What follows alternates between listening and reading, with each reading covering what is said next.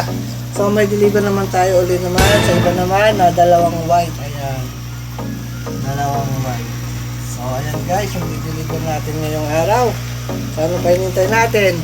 At punta na natin. So ito guys, yung mga bumili sa akin talagang mga dati ko ng customer. So bumili lang uli sila.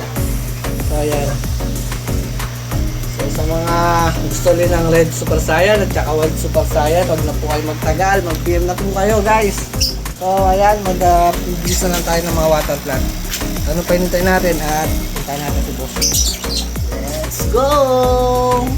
Ayan mga guys, at ito na yung kanyang order na sa Benito. Ayan, grabe.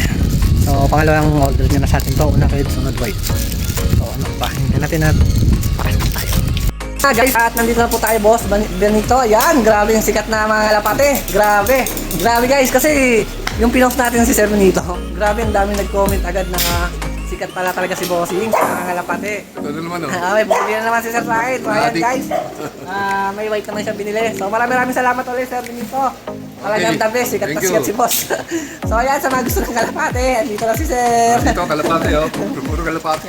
So ayan guys, maraming salamat. At sa mga wala pa ng Red Super Saiyan at saka White Super Saiyan, ay wag na po kayo magtaga dyan. PM na po kayo. So ganito lang yung video namin at maraming salamat sir para mag-shoutout. Shoutout sa lahat ng kalapatids. Ayan.